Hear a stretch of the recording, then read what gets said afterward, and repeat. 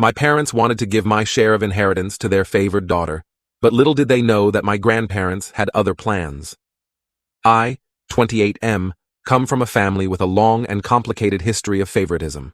My parents, especially my dad, have always favored my younger sister Amy, 25F, over me. This favoritism started when we were kids and only got worse as we grew up. From my earliest memories, Amy was always the golden child. When I was 5 and she was 2, our parents threw her an extravagant birthday party with a bouncy castle, petting zoo, and professional face painters. For my birthday that same year, I got a small family dinner and a store-bought cake. This set the tone for years to come. As we grew older, the disparities became more apparent. Amy always got the newest toys, the best clothes, and the most attention. I remember when I was 10, I saved up my allowance for months to buy a new bike. When Amy saw it, she threw a tantrum because she wanted one too. Instead of teaching her about saving or waiting, my parents immediately went out and bought her an even better bike than mine. School was another arena where the favoritism shone through. My parents went to all of Amy's school events, but often missed mine. In 4th grade, I had the lead role in the school play. I was so excited and practiced for weeks. On the night of the performance, my parents showed up an hour late, missing my big scene. They said Amy had a tummy ache, and they were comforting her. I later found out she was fine. They had just lost track of time while playing with her. When it came to academics, nothing I did ever seemed good enough. In middle school, I consistently got straight A's, joined the math club, and even won a regional science fair. My parents barely acknowledged these achievements, but when Amy got a B+ on a single test in her weakest subject, they threw her a celebratory dinner and bought her a new phone as motivation to keep improving. High school was particularly tough. I threw myself into every activity I could, hoping to win their approval. I was captain of the debate team, editor of the school newspaper, and maintained a 4.0 GPA. Meanwhile, Amy coasted through school, barely maintaining a C average and spending most of her time partying with friends. During my junior year, I was selected as one of 2 students from our school to attend a prestigious summer program at Harvard. It was a huge honor, and I was thrilled. When I shared the news at dinner, my dad grunted and changed the subject to Amy's upcoming dance recital. My mom at least said, "That's nice," but quickly moved on. The night of Amy's recital, which fell on the same day I was leaving for Harvard, my parents couldn't drive me to the airport because they didn't want to miss Amy's performance. I had to ask a friend's parents for a ride. The college application process was another painful experience. I spent months perfecting my essays, participating in extracurriculars, and studying for the SATs. I was accepted into several top-tier universities and received a substantial scholarship to my dream school. When I announced this at dinner, my parents' response was lukewarm at best. My dad said, "That's good, but don't let it go to your head. College isn't everything." My mom added, "Just don't forget about us when you're off becoming a big shot." In contrast, when Amy barely graduated high school and decided not to go to college, my parents were completely supportive. They praised her for knowing herself and not conforming to societal pressures. They even bought her a car as a graduation present, something they never did for me. This constant favoritism took a heavy toll on me emotionally. I struggled with depression and anxiety throughout my teens and early 20s. I started seeing a therapist in college, which helped me understand that my parents' behavior wasn't my fault. It took years of work to build my self-esteem and learn to validate myself instead of seeking approval from my parents. Despite the lack of support from my immediate family, I managed to build a good life for myself. I graduated college with honors, secured a good job in finance, and even bought my own house by 27. I'm proud of what I've achieved, even if my parents aren't. Now, here's where the current drama starts. My grandfather on my dad's side passed away recently. He was a successful businessman who built a fortune from scratch, and he left behind a significant estate. In his will, he divided his assets equally among his children, my dad and his siblings, and grandchildren, me, Amy, and our cousins. My share of the inheritance was substantial, about $500,000. It would have allowed me to pay off my student loans, invest in my future, and maybe even start my own business someday. I was grateful for this unexpected windfall and the opportunities it could provide. However, when the will was read, my parents were visibly upset. They pulled me aside afterward and told me they thought it was unfair that I got an equal share. They said Amy needed the money more because she was struggling. She works part-time at a coffee shop and lives in our parents' basement. I was shocked, but tried to stay calm. I explained that this was Grandpa's decision, and it wasn't up to them to change it.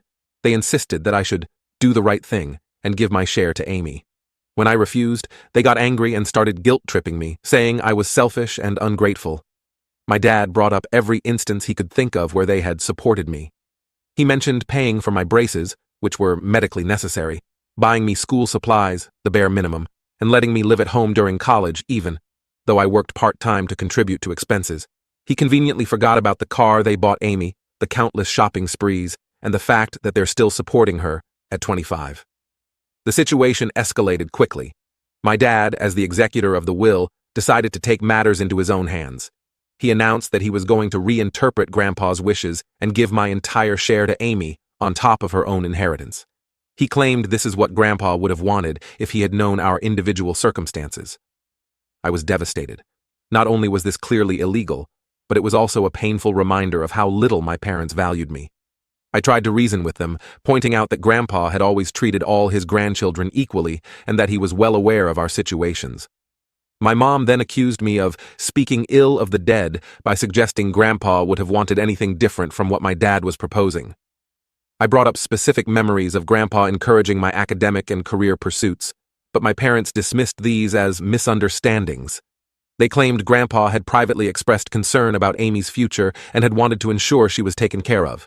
When I asked why he hadn't just written the will that way then, they didn't have an answer. Amy, for her part, seemed uncomfortable with the situation, but didn't speak up against our parents. When I tried to talk to her privately, she just shrugged and said, "Mom and Dad know best." It was clear she wasn't going to be any help. Feeling hurt and betrayed, I reached out to my paternal grandma, Grandpa's widow, for advice. She was furious when she heard what was happening. She told me that this was absolutely not what Grandpa had intended and that my parents had no right to change the will. Grandma shared some information that shed new light on the situation.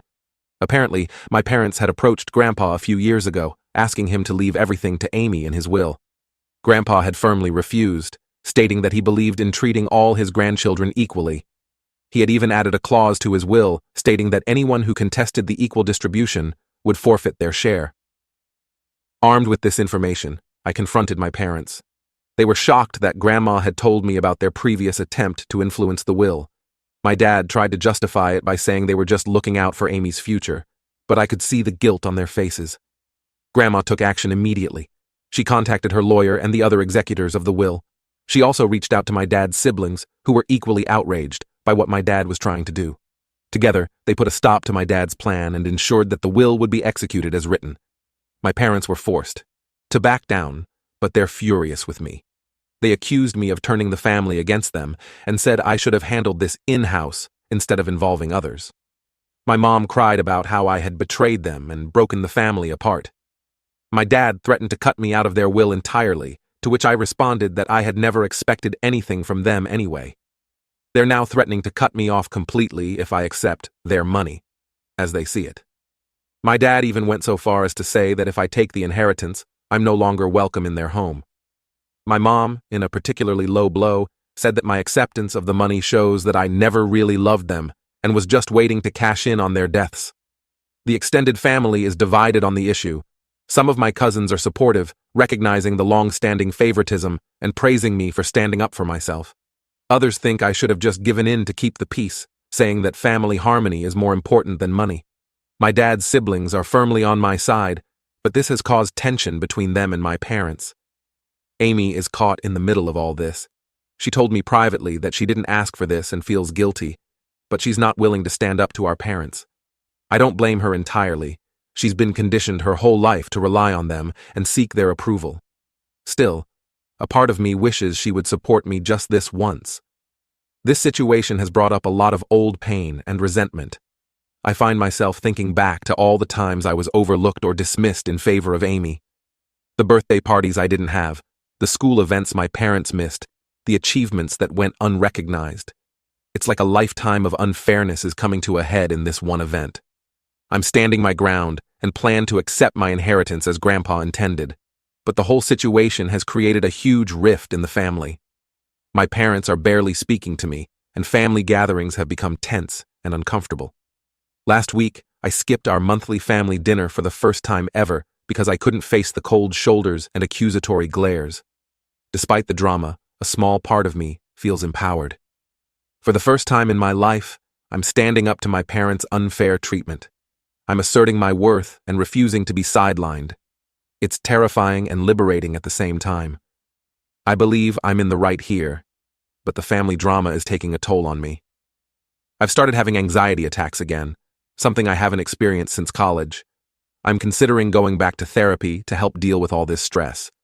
Am I the asshole for accepting my inheritance and not giving in to my parents' demands? Should I have just given Amy the money to keep the peace? I'm tired of being the family scapegoat, but I'm also scared of losing my family entirely. Any advice or perspective would be appreciated. Update. It's been about 6 months since my original post, and a lot has happened. I want to thank everyone for their support and advice. It really helped me stay strong during a difficult time. First, let me address the legal side of things. As many of you suggested, I did consult with a lawyer of my own. He confirmed that what my dad tried to do was indeed illegal and that I had every right to my inheritance. He helped me document everything and prepared to take legal action if necessary. Thankfully, it didn't come to that. My grandma and her lawyer, along with my dad's siblings, managed to sort things out without going to court. The will was executed as written, and I received my full inheritance. My dad was removed as an executor due to his attempt to manipulate the will. This process took several weeks and was incredibly stressful. There were tense meetings, heated phone calls, and even a few threats of lawsuits from my parents. But in the end, the law was clear, and they had to back down. The family fallout, however, has been significant and is still ongoing. My parents initially doubled down on their position. They accused me of being greedy and uncaring towards my sister. They even tried to rally other family members against me, spreading rumors that I had somehow tricked or manipulated Grandpa into leaving me money. Fortunately, most of the family saw through their manipulation. There was one particularly ugly incident at a family gathering about a month after the will was settled. My parents showed up uninvited. My aunt was hosting and hadn't asked them to come, and caused a scene. My dad started yelling about how I had stolen from Amy and corrupted Grandma against them. My mom dramatically threw an old photo album at my feet, saying I had destroyed all these happy memories.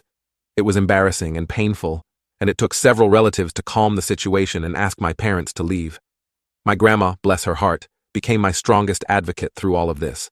She shared stories about how my grandfather had always been proud of my accomplishments, and how he specifically wanted to ensure all his grandchildren had equal opportunities.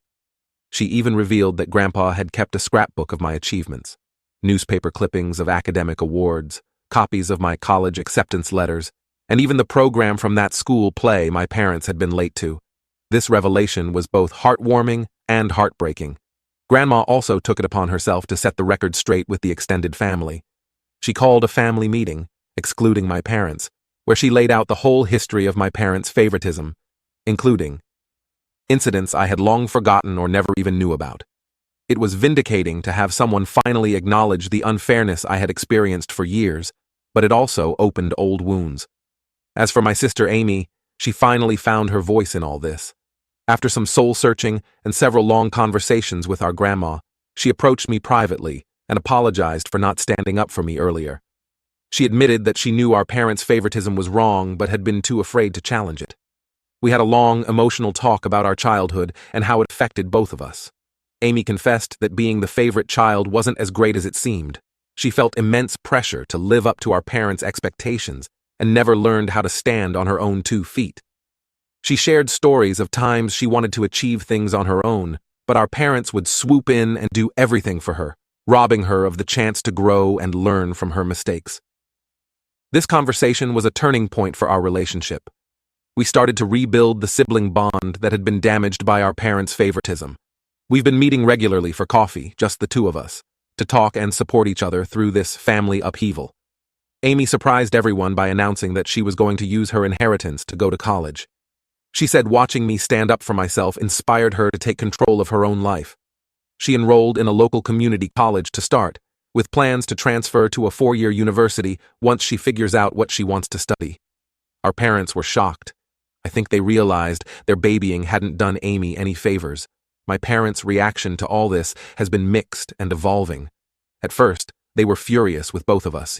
They accused me of turning Amy against them and tried to guilt her into giving up college to support the family. When that didn't work, they switched tactics. My mom, after several long conversations with my grandma and witnessing the positive changes in Amy, started to see how their behavior had been harmful. She's taken some tentative steps towards reconciliation, even going so far as to start therapy to work on her issues. She reached out to me to apologize, admitting that she had been unfair and asking for a chance to make things right. It's a slow process, and I'm cautiously optimistic, but I'm also maintaining firm boundaries. My dad, unfortunately, has been less willing to admit any wrongdoing. He's still angry and feels like he's the victim in all this. He's barely speaking to me and has been cold towards Amy since she decided to go to college. He's made a few attempts to manipulate us, promising to forgive us if we just admit we were wrong, or threatening to sell our childhood home if we don't come to our senses. We're both standing firm, but it's painful to watch him push away both his children like this. The extended family dynamics have shifted significantly. I've become closer to my grandma and my dad's siblings, who have been wonderfully supportive. My aunts and uncles have shared their own stories of dealing with my dad's difficult behavior over the years, which has helped me feel less alone in this struggle. I've also formed deeper connections with some of my cousins who stood by me. We've started a monthly cousin dinner where we can all catch up without the pressure of the older generation's drama. As for me, I've been using my inheritance wisely. I paid off my student loans, which has given me an incredible sense of financial freedom.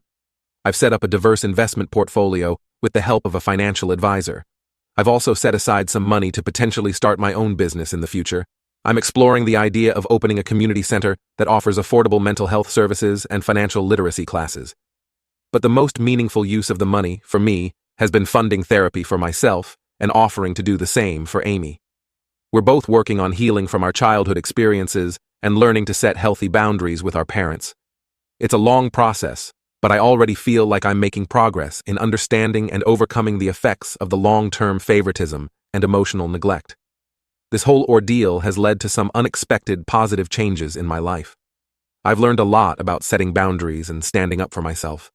It hasn't been easy, and there are still tough days, but I know I did the right thing. I'm proud of myself for not giving in to the pressure and guilt. One of the most surprising outcomes has been a shift in my career goals. Dealing with all this family drama and going through therapy has made me realize how passionate I am about helping others who have experienced similar family dynamics.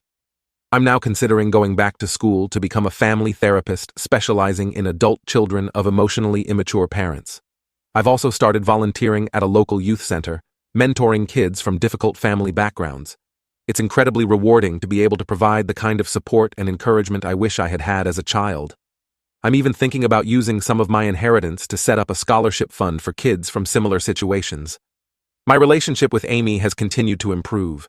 We've started a tradition of having a siblings day once a month, where we do something fun together, just the two of us. Last month we went hiking and had a picnic, and it was the most relaxed and connected we've felt since we were little kids. We're slowly rebuilding our relationship on our own terms, without our parents' influence. As for my parents, things are still complicated. My mom has been making efforts to repair our relationship. She's been attending therapy regularly and has even started to acknowledge some of the harm her favoritism caused. We've had a few one-on-one lunches where we've had some honest, albeit difficult, conversations about our past and how we can move forward. It's not perfect, but it's progress. My dad, however, remains resistant to change. He still maintains that he did nothing wrong and that Amy and I are being ungrateful. He's missed several family events because he refuses to be in the same room as me. It hurts, but I'm learning to accept that I can't control his reactions or force him to see things differently. Grandma has become a rock for both Amy and me. She's been sharing more stories about our grandfather and how proud he would be of us for standing up for ourselves. She's also been a great mediator in family conflicts, always advocating for fairness and understanding. The whole experience has taught me a lot about the true meaning of family. I've realized that sometimes the family you choose can be more supportive than the one you're born into. I've formed closer bonds with my aunts, uncles, and cousins who stood by me, and I've even developed a close-knit group of friends who have been incredibly supportive throughout this ordeal. I've also learned the importance of self-care and setting boundaries. I no longer feel guilty for prioritizing my own well-being, and I'm getting better at saying no to situations that are harmful to my mental health. I've even started exploring new hobbies and interests that I had always put off because I was so focused on trying to win my parents' approval. To those who are in similar situations, I want to say, don't let anyone make you feel guilty for receiving what's rightfully yours. It's okay to stand up for yourself, even if it causes conflict. Family dynamics can be complicated, but you deserve to be treated with respect and fairness. Remember, it's never too late to start healing and building the life you deserve.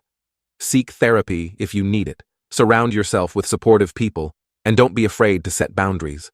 Your worth isn't determined by how your family treats you, but by who you are as a person. Thank you again to everyone who offered advice and support.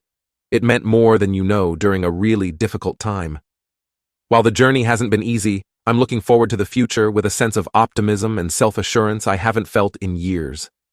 I'm excited to see where this new chapter of my life will lead, and I'm committed to breaking the cycle of favoritism and creating healthier relationships in my own future family.